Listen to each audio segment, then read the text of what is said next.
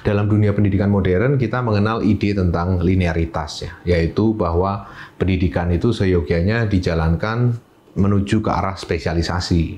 Dari yang semula sifatnya umum, naik jenjang yang lebih tinggi, kita menjadi lebih khusus, pengetahuan kita lebih spesialis seperti itu.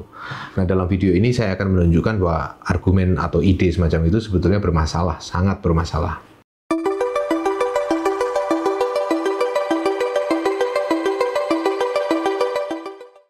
Filsafat pendidikan yang hanya menekankan linearitas adalah sebetulnya dilandasi oleh suatu asumsi tentang industrialisasi pendidikan. Ini berkaitan dengan apa yang dikenal sebagai hilirisasi pendidikan, yaitu bahwa pendidikan itu harusnya lebih tersambung dengan kepentingan yang nantinya akan dibutuhkan di dunia kerja, khususnya di dunia industri. Gitu. Jadi apa yang lebih ditekankan adalah apa yang disebut link and match, ya. Kecocokan antara jasa yang dihasilkan, dalam arti ini berarti kompetensi dan seterusnya, dengan jasa yang dibutuhkan oleh dunia industri. Ketika keduanya itu nyambung, maka kita akan memperoleh link and match antara dunia pendidikan dan dunia industri. Tapi itu adalah hal yang menyempitkan pengertian pendidikan sebetulnya. Pendidikan bukan hanya sekedar membuat kita memiliki suatu keahlian atau kecakapan teknis untuk mengerjakan sesuatu. Pendidikan itu bukan semata urusan pemerolehan skill, ya, pemerolehan kemampuan atau kecakapan teknis itu. Tapi jauh lebih mendasar dari itu adalah kesadaran untuk bersikap terhadap dunia ini, memiliki sikap sendiri, memiliki pikiran sendiri, bisa merasakan sesuatu yang ada di luar kita, berempati pada dunia di sekeliling kita. Kita bisa mengarahkan tindakan kita kepada tujuan yang bermanfaat bagi masyarakat umum dan seterusnya. Jadi ada dimensi-dimensi yang hilang ketika pendidikan itu hanya dikerangkai atau dipersepsi dalam rangka kesesuaian dengan kebutuhan industri atau kebutuhan lapangan kerja. Dalam hal ini kita mungkin perlu belajar lagi dari sejarah pendidikan, konsepsi pendidikan yang berkembang di dunia, ya. Salah satunya adalah, yang saya tertarik adalah pada konsep tentang manusia Renaissance. Kita tahu bahwa zaman Renaissance itu adalah suatu periode di mana intelektualitas itu melonjak sedemikian tinggi di Eropa di abad ke-16, ya, 15-16 seperti itu, yang memungkinkan peralihan yang sangat cepat dari tradisi abad pertengahan ke masa pencerahan dan modernitas, gitu. Persis pada abad kelahiran dari modernitas itu terletak apa yang disebut sebagai Renaissance tadi.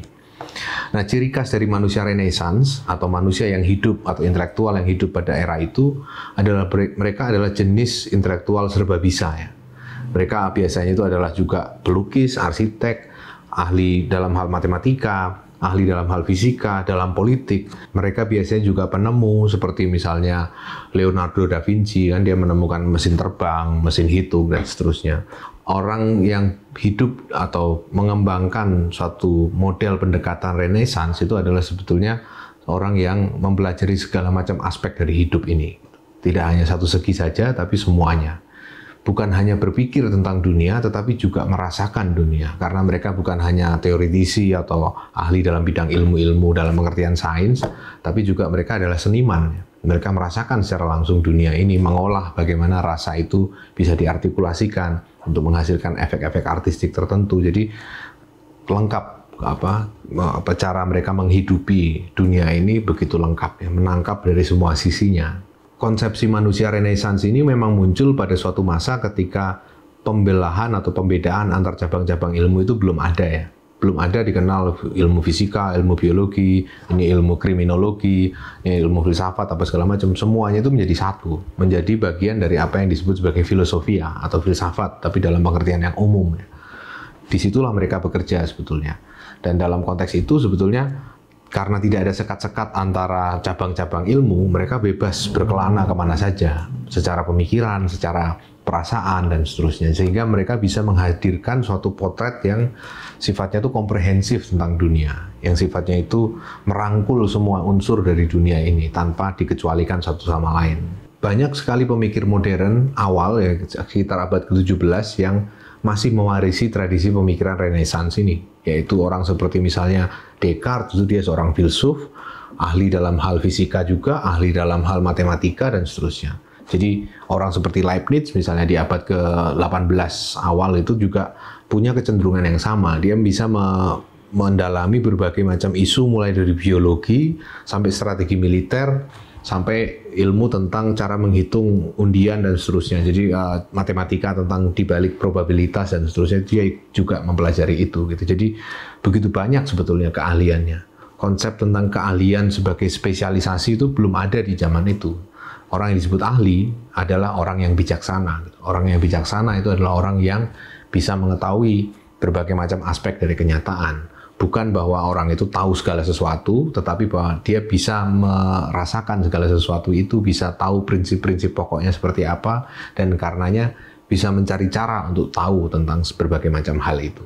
Nah, model manusia Renaissance ini perlahan-lahan lenyap ya, punah ya, ketika ilmu-ilmu semakin terspesialisasi, terbedakan satu sama lain, orang belajar ke arah masing-masing dengan spesialisasi masing-masing. Nah, dengan perkembangan abad ke-20, spesialisasi itu semakin menjadi ya. Jadi bahkan kalau kita bicara jurnal misalnya, akreditasi untuk jurnal itu akan semakin tinggi kalau dia semakin spesifik sifatnya.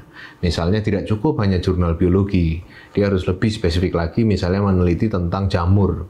Satu spesies jamur kalau bisa lebih spesifik lagi malah semakin tinggi akreditasinya. Jadi ini adalah satu pola pikir yang menghormati spesialisasi ya ketimbang generalisasi, ketimbang keumuman gitu.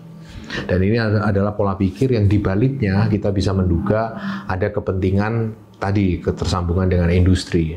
Sedangkan pada masa Renaissance kesadaran tentang industri dalam pengertian yang spesialisasi itu belum ada. Tapi relevansi dari konsep pendidikan manusia Renaissance ini tidak hilang ya sebetulnya, karena gagasan dasarnya sebetulnya masih bisa kita pertahankan. Intinya kan bahwa kita itu dilatih atau belajar untuk menjadi manusia dalam arti seutuhnya gitu.